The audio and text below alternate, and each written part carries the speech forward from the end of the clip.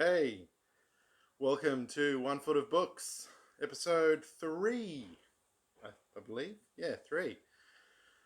Uh, my name's Shard. Good morning. It's morning here in the beautiful Blue Mountains, Sydney, Australia. It's summer here. It's been, hot as a bastard, as they say. Dry heat, humid heat, wet, storms. It's been pretty cool. I'm looking forward to summer being over. But it is undeniably a very beautiful morning here today. Got my coffee. Got my 1 foot of books. Alright, we're going to start at the top, as we always do. I can't, if I go to the bottom, then it's just busy work for me. So let's start where the small ones are. 2,000 More Insults. Compiled by Louis A. Safaian, Safaian, author of 2,000 Insults for All Occasions. This is a hardcover book. It's from 1967, so it's probably a bit of vaudeville stuff. Let's see what they got in here. Dumbbells. There's a chapter devoted to dumbbells. He's in real trouble. The electronic brain in the office broke down. Now the boss expects him to think. 1967, people. She was invited to a bridal shower, so she brought the soap. It's dumbbells. Figures, as in body shapes. Hers. She has a real feminine look. She resorts to all sorts of devices to fill out her figure. And it's a sham dame. She's straight and marrow. Well, I guess that's for skinny people. Goat getters, gossips. What she hears is never as exciting as what she overhears. Ho, ho, ho. Nudists. He's the camp's most absent-minded nudist. He went out one time with his clothes on. Oh!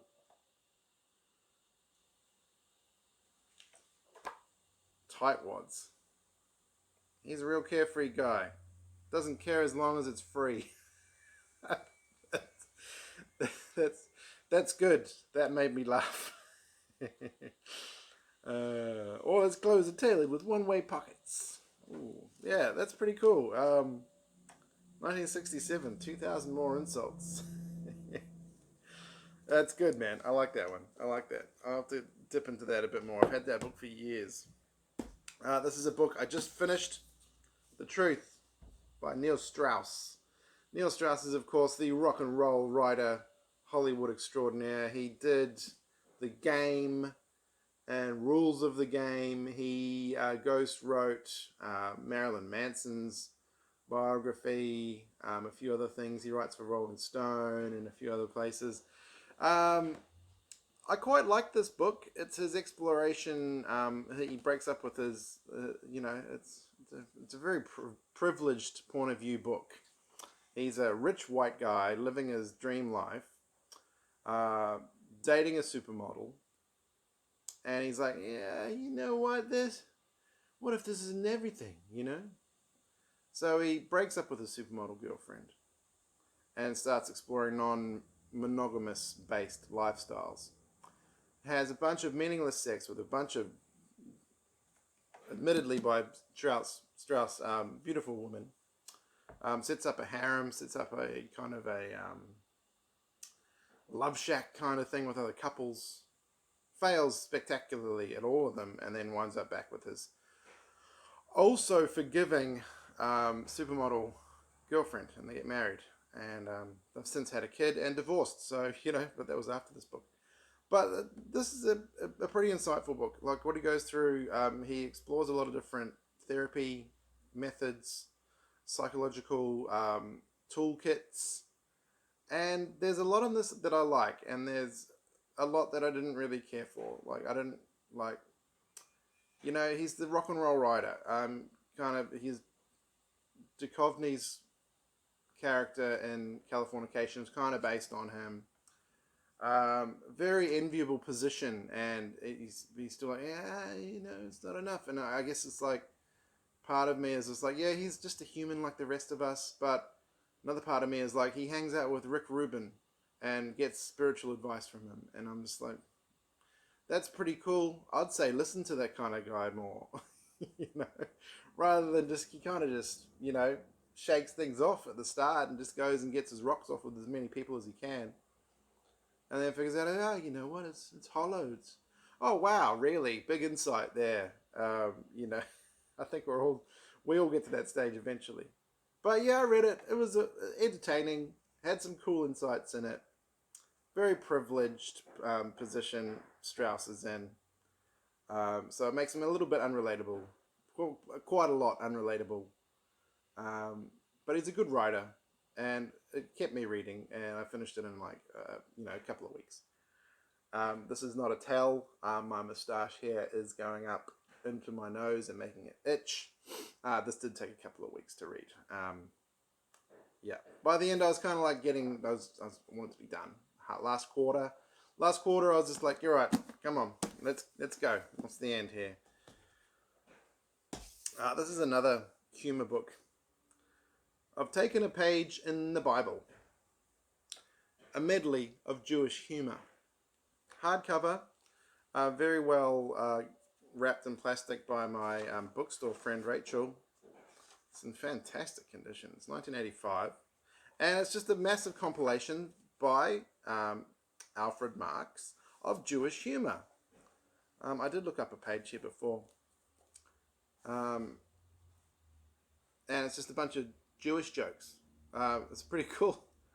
One day a Jewish man was knocked over by a huge lorry and lay dying in the road. A doctor came rushing out of one of the nearby houses and propped up his head, loosened his collar, and took his pulse. "Are you comfortable?" he asked. "Thank God, I made a living." That's from the Business is Business section. What else is there? Laughter through tears. A friend advised Groucho Marx confidentially that he might as well forget about applying for membership of a beach club in Santa Monica because the committee were known to be violently anti-Semitic. "My wife isn't Jewish," said Groucho, "so will they let my son go into the water up to his knees?" That's pretty good. I do love Groucho Marx. The Marx Brothers, timeless. Go and watch their movies. They were amazing.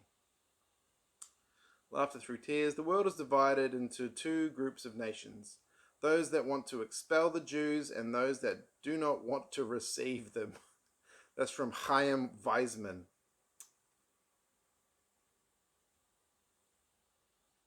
This is a quote from Levi Eshkol. "Put 3 Zionists in a room and they'll form 4 political parties." That's pretty good. That's pretty good. Yeah, I don't know. What do you think? A medley of Jewish humor.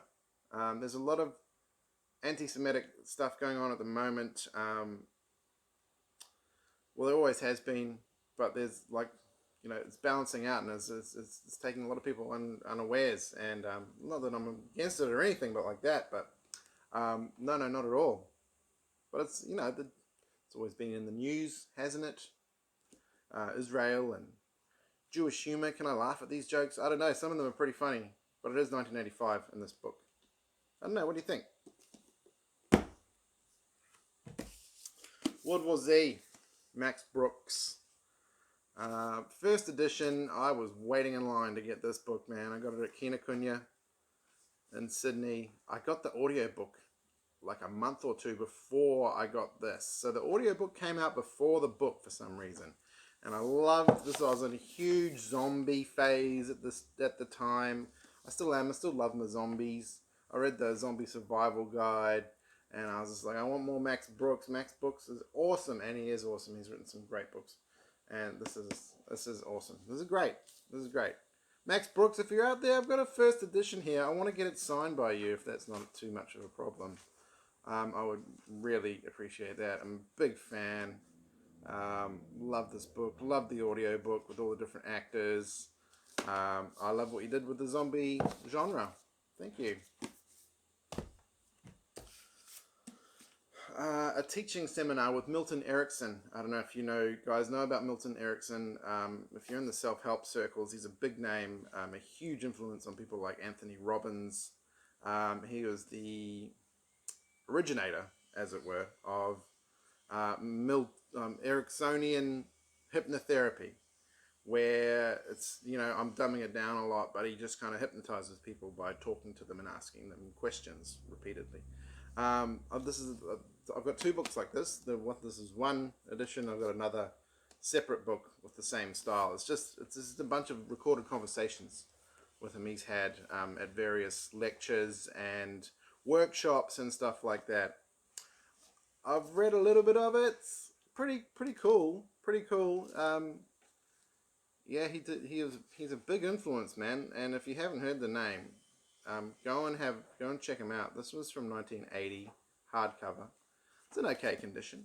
I was driving down from, where were we? Bellingen, Byron Bay. We were driving down. We went through this one-horse town. Turns out it was a one-horse and one bookshop town.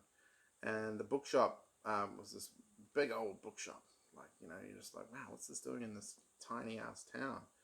And they're having a massive sale, 50% of everything. And I got this and the other Milton Erickson book I've got, and a couple of other books.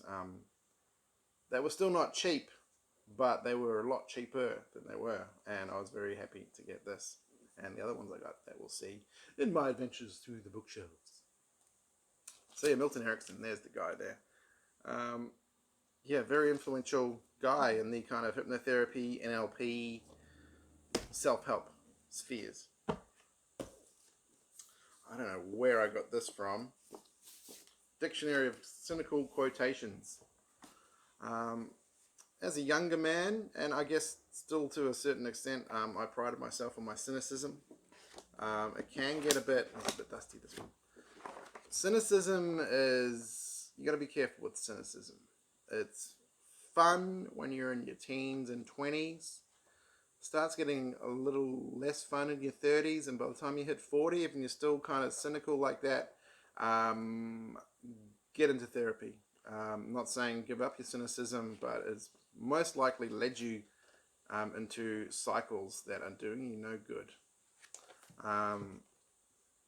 But I do like cynical quotations. I do like to wallow in cynicism every now and again. You're very well justified to. The world is a cynical place, and it's easy to get caught up in it's negativity, really. But I'm all for critical thinking and criticism of the world around, and a cynical lens is a good kind of view to have if it doesn't take over. Here's another quote from Groucho. There is one way to find out if a man is honest. Ask him. If he says yes, you know he's crooked. Good old Groucho, man. Religion. From Polybius Histories, circa 125 BC. Since the masses of the people are inconstant, full of unruly desires, passionate and reckless of consequence, they must be filled with fears to keep them in order. The ancients did well, therefore, to invent gods, and the belief in punishment after death. Jonathan Swift, when men grow virtuous in their old age, they only make a sacrifice to God of the devil's leavings. Yeah, good little book. I do like my compilations of quotations. I play guitar. 100 Greatest Songs of Rock and Roll. Just a tab book. It's got heaps of tabs in it.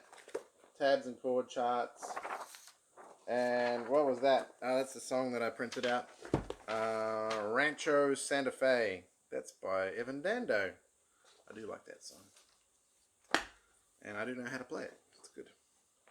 Yeah, I've got a few of these. Not too many because there's so many tabs online now. Just all the tabs. All the tabs are online. Coffee. The Indispensable Calvin and Hobbes. Bill Watterson. Love Calvin and Hobbes. I got into Calvin and Hobbes back when I was at university and smoking a lot of devil's lettuce. Something that went unchanged for a long time, I might add. Love Calvin and Hobbes. I loved smoking a doobie and lying down on a couch or out in the sun on the grass and going through one of these bad boys. So good. So good. I got this from the Dulwich Hill Vinnies. Keep an eye out in op shops and stuff. These are always coming and going. There was a bunch of them, and they are all amazing value and great reads for the kids and for the kids inside all of us. Calvin and Hobbes. There's no other strip like it. The World Atlas of Revolutions. This is from 1983. Andrew Wheatcroft. It's a great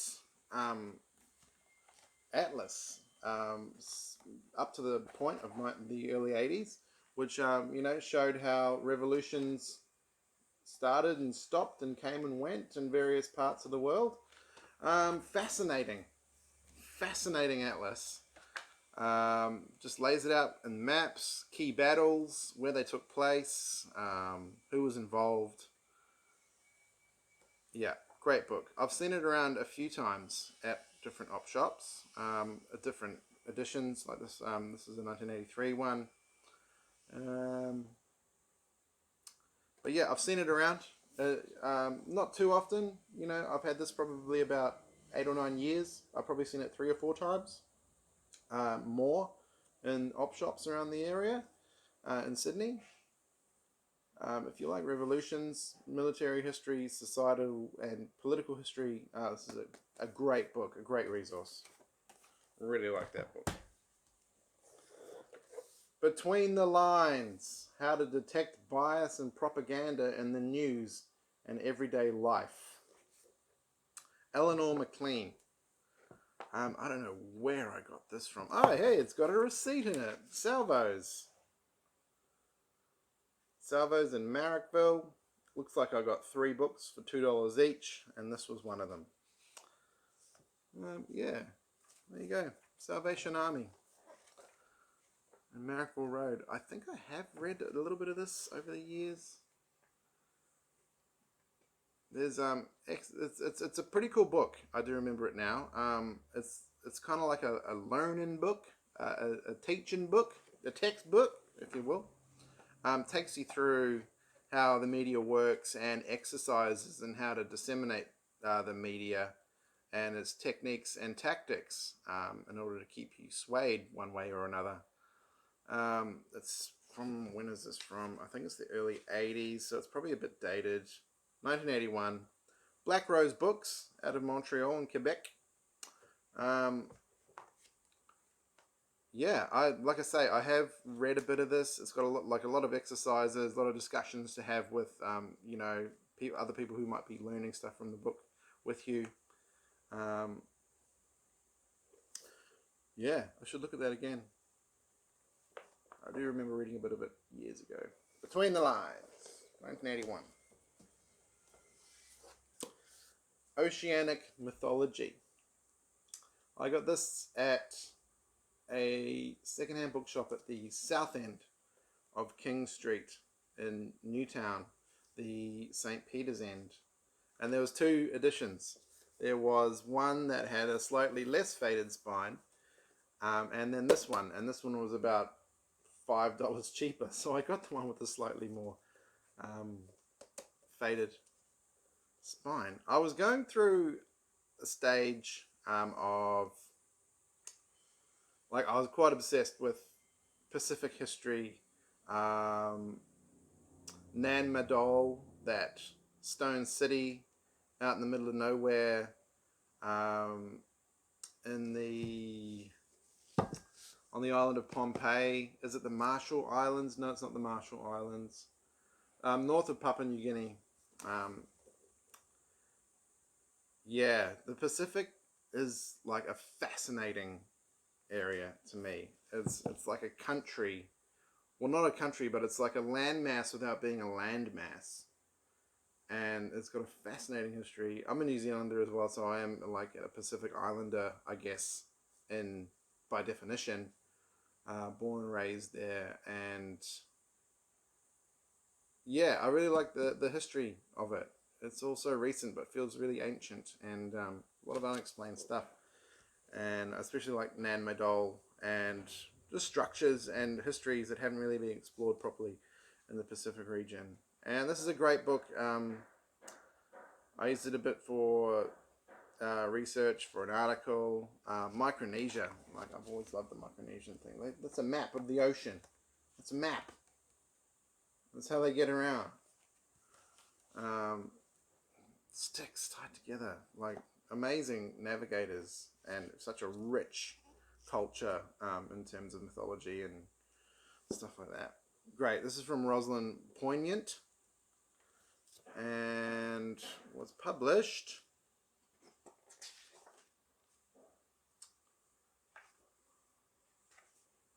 in 1967. So there you go. This is in really good condition for a 1967 book. 67, 77, 87, 97, 07, 17. This is like 56 years old. Jeez. All about herbs. Jane Dampney and Elizabeth Pomeroy. A guide to growing, cooking, and using herbs. I've used this a little bit. I was also quite interested in the stuff that the previous owner left in there. Recipes and stuff like that. And yeah, cool book, man. Cool book. Goes into the history of some of the herbs, humans using it, witchcraft. This was published in 1977. And yeah, it's got illustrations of all the herbs, so you know what you're looking for, and descriptions and recipes, and yeah, cool. And someone had left Herbal Harvest, the Herb Society of South Africa newsletter or something. I don't know when this is from. 1982. And some cutouts, I think some recipes, and another printed out recipe, like total 80s style, like typed and printed. Notes on herbs. The big six of herbs are parsley, sage, thyme, marjoram, rosemary, and mint. Yeah, a lot of herb info there. All about herb. This is one of my favorite little books too. The Works, Anatomy of a City. I got this from the Salvos at Dulwich Hill, and it's by Kate Asher. It's a great little hardcover book, and it just basically, from top to bottom, how a city is built, how it runs, how it operates, like how did the mail move, water tanks in New York, or like, you know, on top of buildings, what do they do? How do they work? Sewage, how sewage works. Yeah, great book, man. A great resource. Moving freight, air cargo, electricity networks, how do they work? Cool book, man. I really like this one. Got it back in my stoner days when I used to flip through it and be like, yeah, man, cities, dude. This is from 2005. Cool book. Really cool book. I do like this one. If you've got this one and you want to kind of sing out in the comments section if you like it or not. Really like this book. It's so cool. I'm looking forward to my kid one day reading it. That's One Foot of Books, but I do have a little bit of a bonus. I got a little haul on Saturday from the local Salvos. Stoner, different edition. I think I'm going to keep this one and start giving away the ones that I do have. I do like that one. I do like that cover. Stoner, John Williams, one of my favorite books of all time. David Foster Wallace. Never read any of his stuff. Well, I haven't read it from it just because it's like that big and you can kill a man with it. This is Brief Interviews with Hideous Men, a bunch of his essays from 1999. This Abacus edition is 2001. I've read a couple of his essays. They're good, man. He's a good writer. He was a good writer. David Foster Wallace killed himself. History of the Indians of the United States. Angie Debo. I've read about 30 pages of this so far. It's I think an early 2000s edition of a book that was published in the 1970s. And basically a history of the Indians of the United States. Native Americans of the United States. Indians by historical accident that somehow stuck for, 400 years?